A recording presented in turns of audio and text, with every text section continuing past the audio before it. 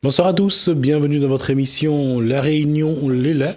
La question, on n'arrête pas de la poser. C'est quoi un chef d'entreprise et c'est quoi un entrepreneur pays? Cette question, on va essayer de la décortiquer un petit peu. On va essayer de voir quelle est la vision de Robert Vincent. On voit ça dans Gadian réunionnais.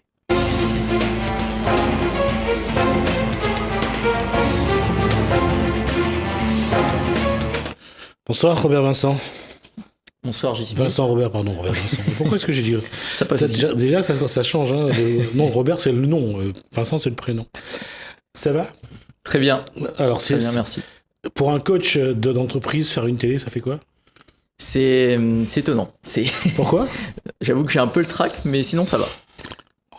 Le trac sur quoi? Ouais, d'ailleurs, ce qui est intéressant pour les entrepreneurs, c'est à chaque fois qu'on fait une nouvelle chose, c'est on sort de sa zone de confort. Ouais. Et c'est là où la magie se passe pour un entrepreneur. Et c'est là le rôle du coach. Toujours sortir le chef d'entreprise de son confort. Exactement.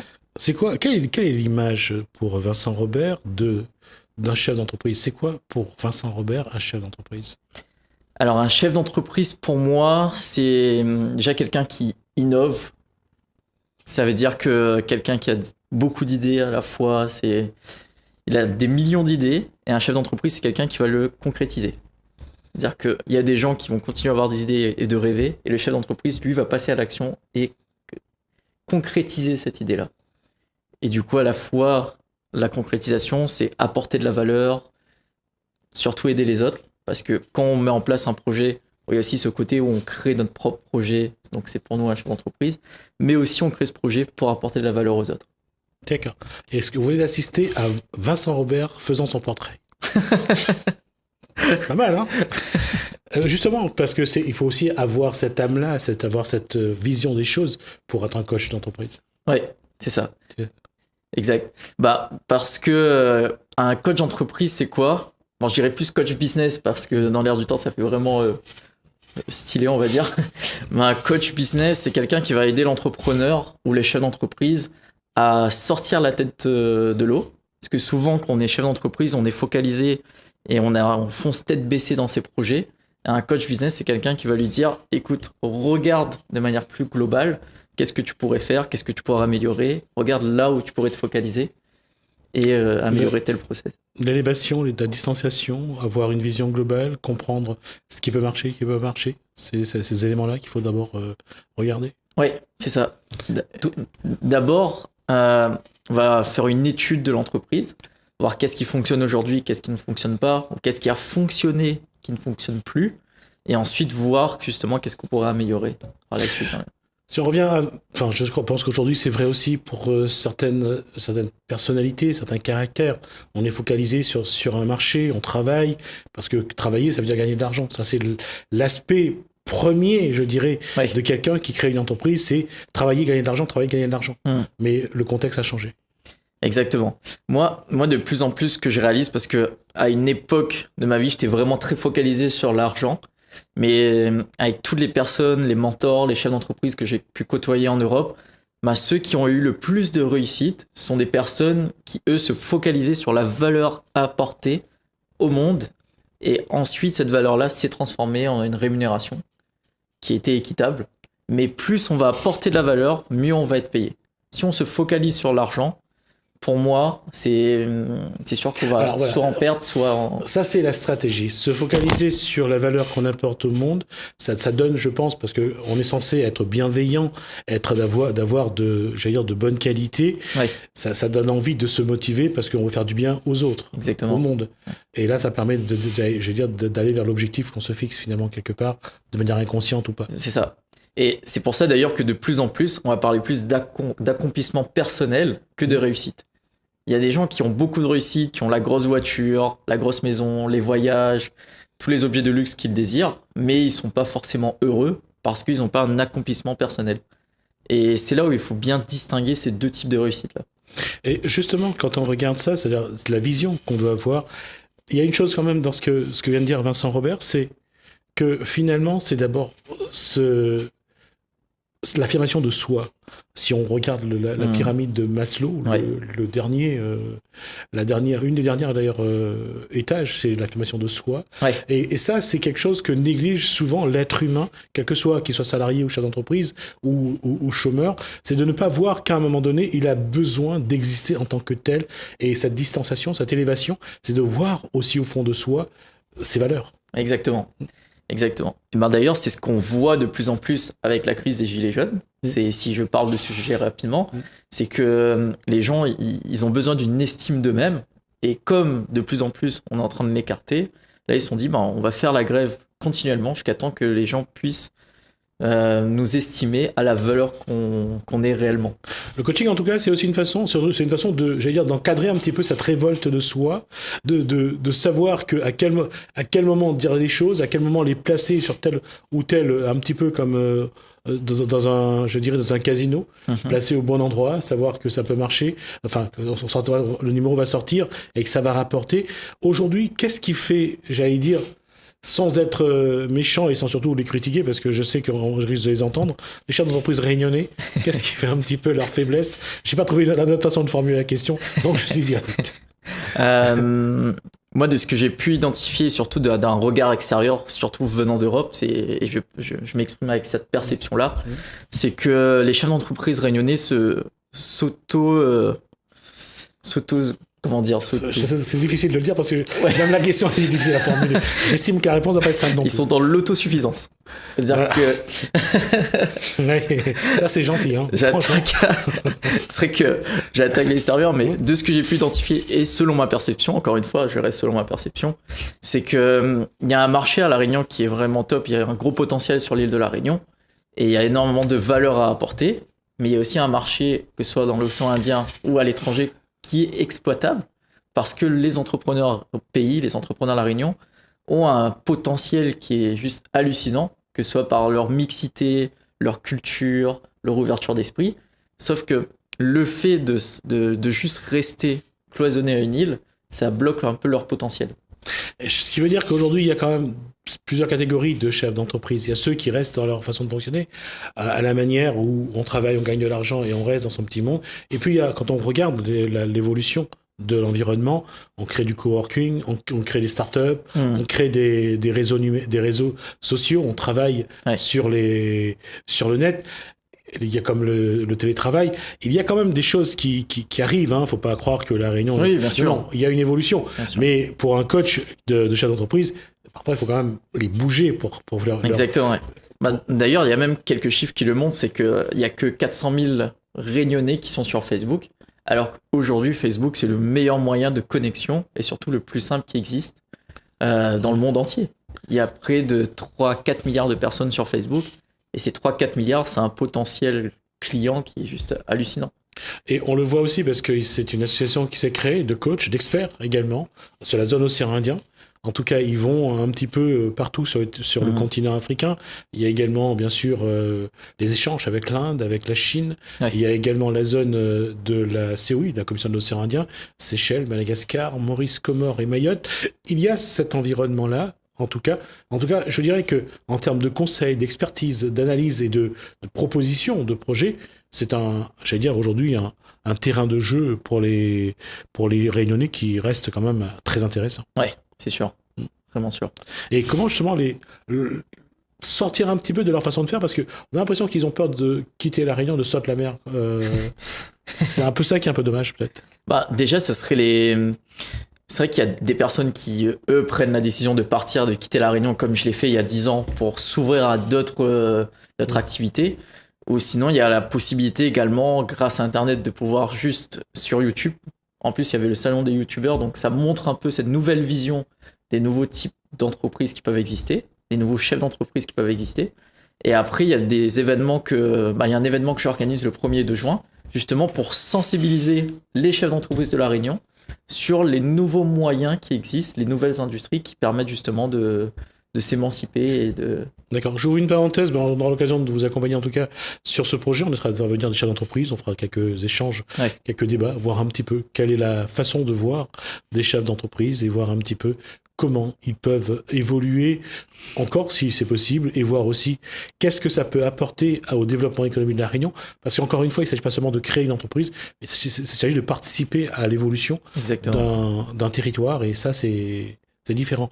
Et je ferme la parenthèse, et je reviens à ce que je disais, c'est que aujourd'hui, est-ce qu'il faut, dans la formation, que ce soit en BTS, que ce soit pour ceux qui se préparent à devenir, à prendre des responsabilités en entreprise ou à créer leur entreprise, est-ce que ça veut dire aussi qu'en termes de formation, il faut aussi mettre en place une formation adéquate pour un monde qui est en évolution perpétuelle? Certain. C'est obligatoire. Parce que c'est vrai que le monde évolue de plus en plus vite. Et d'ailleurs, on a vu que en l'espace de 25 ans, on est passé juste d'Internet à la fibre optique ici à La Réunion. C'est parti très vite. Et d'ailleurs, ils disent quand même le réseau réunionnais est plus fibré de toute la France. Et justement, une école là-dessus, on va apprendre les nouveaux métiers, les nouveaux moyens de communication, l'utilisation des réseaux sociaux. Moi, je sais que pour mes entreprises, Instagram, par exemple, représente plus de 80% de mon chiffre d'affaires et je mets quasiment 0 € de publicité. Comme on peut mettre de l'argent dans les papiers, les publicités papier ou autres. Donc, ce sont des moyens qui existent aujourd'hui qui sont quasiment, qui coûtent pas cher, que les chefs d'entreprise n'utilisent pas à La Réunion. Alors, comment les amener à ça, puisque c'est une des tâches du coach, Ouais. de leur montrer les nouveaux outils, leur trouver les mots qui déclenchent l'envie de découvrir. Comment travaille Vincent Robert là-dessus? Moi, je suis d'abord dans l'initiation, c'est-à-dire que je vais montrer les résultats que j'ai eus moi personnellement, parce que je suis plus dans montrer l'exemple que de dire que c'est possible et que j'ai pas fait les choses. Moi, je suis d'abord à tester toutes les stratégies qui peuvent exister, pour ensuite dire à la personne, écoute, j'ai testé telle stratégie, ça m'a généré tant de chiffre d'affaires, je te propose d'appliquer cette même stratégie pour ton entreprise, qui est adaptée à tes valeurs, à tes besoins et à ton type de client surtout. Et comme ça, tu vois ce que ça donne au bout de 30 jours et tu fais un... Ce qui veut dire qu'aujourd'hui, finalement, le chef d'entreprise doit aussi, un peu, à l'image de ce qu'a fait Vincent Robert, c'est partir, aller voir un peu ailleurs comment ça fonctionne, se mettre tout de suite dans les bonnes stratégies, dans les bonnes postures. Oui, bah c'est surtout rencontrer. Moi, j'ai rencontré énormément de chefs d'entreprise et c'est surtout rencontrer tout type de personnalité. Dans tout type de domaine, souvent un chef d'entreprise va être cloisonné à son domaine. S'il est dans l'industrie, dans la pharmacie ou je sais pas l'agroalimentaire ou quoi que ce soit, il va rester dans son domaine. Mais il y a d'autres stratégies qui fonctionnent dans d'autres domaines d'activité qui peuvent fonctionner pour son domaine à lui. Il faut juste qu'il puisse l'adapter. Ça a l'air d'être un peu plus complexe de regarder la synergie dans un monde comme numérique, parce qu'on ne voit pas trop, dans tout ce qui peut être les échanges internationaux. Mais comment faire en sorte que déjà l'individu arrive à comprendre que la synergie, le 2 plus 2 égale 5, est vraiment intéressant pour développer l'activité? Bah là c'est vraiment de voir un groupe qui travaille ensemble que plus... sa propre personne. Il y a une chose quand même, quand on regarde, on voit la Chine, ça va très vite. Aujourd'hui, Ouais. La Chine, ils sont en train essaye de faire ce qu'il faisait sur son territoire, c'est-à-dire produire sur son territoire. Aujourd'hui, il va produire en Afrique. Ouais. On voit par exemple les chaussures au Soudan, on voit y compris à Madagascar, où Ouais. ils vont chercher de l'or. On voit que la Chine essaye de gérer ce qui s'est passé en Allemagne ou comme en Chine, c'est-à-dire le coût de production pour un travailleur est passé de 80 à 500 $ en quelques années, ça augmente le coût. Ouais. En Allemagne, on a instauré un SMIC, donc le coût de production augmente. Comment faire pour que justement l'entrepreneur réunionnais puisse, lui, être au goût du jour, suivre l'évolution? Parce que la Chine, actuellement, fait une vraie offensive sur la zone, sur l'Afrique, y compris sur l'Inde. Bah, moi, je dirais, encore une fois, de ce que je pense, c'est que de pas juste rester à La Réunion, de vraiment s'ouvrir à d'autres horizons et d'aller voir d'autres méthodes qui fonctionnent pour pouvoir être au même niveau que la Chine, par exemple. C'est surtout aller voir d'autres stratégies qui existent et pas sur le... Comment avoir envie, justement? Comment avoir envie de faire ça? Qu'est-ce qui a donné envie à Vincent Robert de partir à la conquête du monde? C'est plus une ambition et c'est ça, l'ambition de vouloir je sais pas c'est une ambition, je dirais, pour résumer. J'ai pas les mots là tout de suite, mais c'est surtout l'ambition et une envie de réussir davantage, mais pas uniquement sur le territoire réunionnais, mais un territoire un peu plus mondial. Aux jeunes qui arrivent aujourd'hui, quel serait le message? Qu'est-ce qu'il faudrait leur dire pour que ils aient cette envie de mobilité, ils aient cette envie d'aller apprendre ailleurs pour peut-être revenir? Bah que la Réunion c'est top, donc c'est parfait pour y vivre, le style de vie est parfait, la qualité de vie est top, mais vraiment ça c'est dans la zone de confort et tout se passe en dehors de sa zone de confort, donc c'est vraiment là que la magie s'opère encore une fois. Donc c'est vraiment quitter la Réunion, aller faire ses dents ailleurs, aller apprendre, se former à l'étranger pour pouvoir revenir plus fort. Quels sont les rêves professionnels de Vincent Robert aujourd'hui? Qu'est-ce qu'il a envie d'accomplir? Qu'est-ce qu'il a envie de construire encore? Moi, là, sur La Réunion, un de mes objectifs qui me tient vraiment à cœur, ce serait de créer une école sur l'entrepreneuriat qui s'appellerait l'Entrepreneur Pays.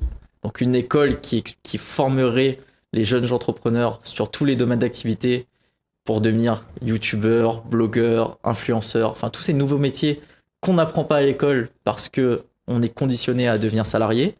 Et ensuite, ça serait faire en sorte que mon entreprise sur Paris puisse prospérer et paraître dans Forbes. D'accord.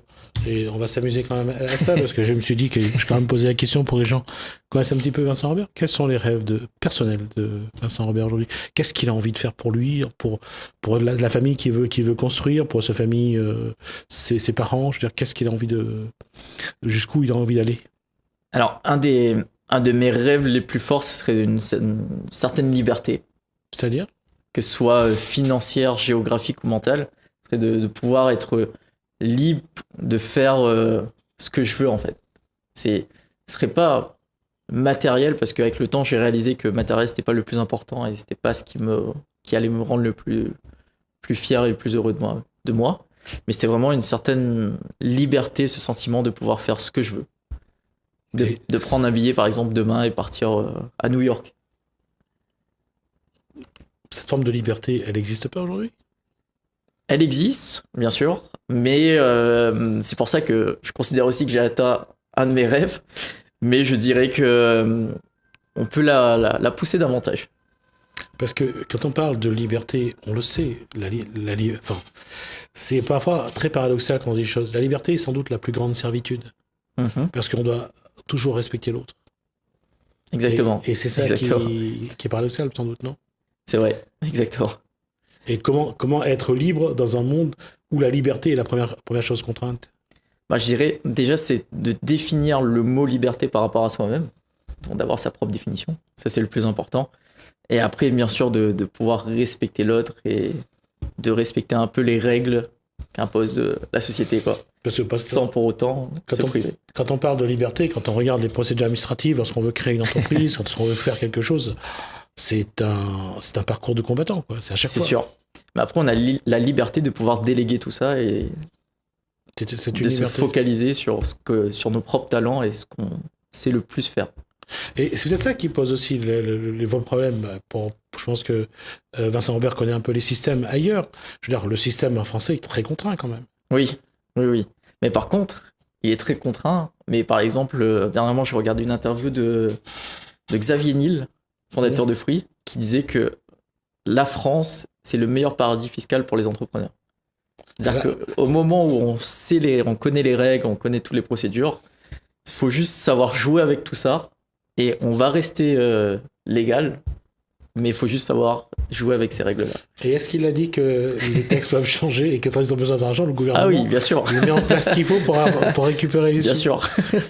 C'est peut-être ça aussi le problème. Est-ce que réussir en tant qu'entrepreneur, c'est de ne pas avoir de contraintes, de gagner de l'argent et d'en faire ce qu'on veut? Puisqu'on parlait de liberté tout à l'heure. Non, je pense que c'est pas forcément ne pas avoir de contraintes, parce que le fait de choisir d'être entrepreneur, c'est aussi décider d'avoir des contraintes. Mais encore une fois, je parlerai plus sur le mot accomplissement personnel, parce que c'est la valeur qu'on va apporter dans ce monde-là et ce qu'on va transmettre qui est le plus important. Quelles sont ces valeurs? Les miennes? Oui. Les miennes, par exemple. Ouais, par exemple. Mes valeurs, ça serait justement de pouvoir faire ce qu'on veut et que tout est possible. D'accord. Aujourd'hui, c'est pas le cas. C'est le cas, mais... Enfin non, je suis clair, c'est pas le cas. On se limite trop. C'est humain en fait. Hein. C'est-à-dire que c'est nous qui nous posons nos propres barrières. limites. Ouais. Voilà, c'est nous qui nous les posons. C'est ça. Parce qu'on a peur de ce qu'on ne connaît. Enfin, on a peur de ce qu'on ne connaît pas. Et surtout, il y a quand même la zone de confort aussi. Ouais. Bah, il y a plusieurs chefs d'entreprise qui disent à chaque fois que la propre limite qu'on se fixe, elle est dans la tête. Ouais, et ça, d'une façon ou d'une autre. Mais c'est pourquoi on se les fixe ou pourquoi on ne se les fixe pas finalement? La peur ou le regard des autres, qui revient très souvent. C'est vraiment ça ou c'est parce qu'on se dit à un moment donné, on en a marre de faire et qu'il faudrait que les autres se bougent? Ouais, mais un entrepreneur est 100% responsable de ce qu'il fait. On restera là-dessus alors. Et ça, ils l'acceptent quand vous leur dites que vous êtes responsable de tout? Ils ont du mal à l'accepter au début, mais avec de l'éducation, ça se passe et ils comprennent pourquoi. Ils arrivent à comprendre pourquoi? Ouais. Donc ce qui veut dire qu'ils sont capables de tout gérer après alors. Ou alors ils font confiance. Ils sont responsables de toutes les décisions qu'ils vont prendre, qu'elles soient de déléguer, de faire ou de faire. Ça, c'est une réponse de coach. Vincent Robert, en tout cas, merci pour cet échange. On aura l'occasion de vous revoir là-dessus. En tout cas, j'espère surtout qu'on aura l'occasion de parler de cet événement qui aura lieu donc le 1er et 2 juin. Et 2 juin, donc au MOCA, domaine de Montgaillard, où là, le but, c'est pareil de montrer aux Réunionnais des entrepreneurs pays qui ont réussi. Et on fait venir à la fois 3 coachs européens qui cartonnent dans leur domaine pour ouvrir l'esprit réunionnais aux entrepreneurs sur ce qui est possible. Vous avez déjà les noms? Oui, David Laroche, Alexandre Roth et Alec Henry. Non, c'est pour que ceux qui regardent, qui veulent savoir ce qui c'est, ils auront le temps d'aller chercher sur Internet pour comprendre ça. Donc on aura l'occasion de revenir et puis je pense qu'on aura l'occasion de faire 1 ou 2 débats. Avec plaisir. Pour parler un petit peu de cet événement et parler aussi, je pense, de l'esprit d'entreprise parce que je crois qu'aujourd'hui, cet esprit a beaucoup évolué. Il faudra peut-être essayer de le faire comprendre à ceux qui souhaitent aujourd'hui devenir entrepreneurs, pays ou ailleurs. Merci, Vincent Robert.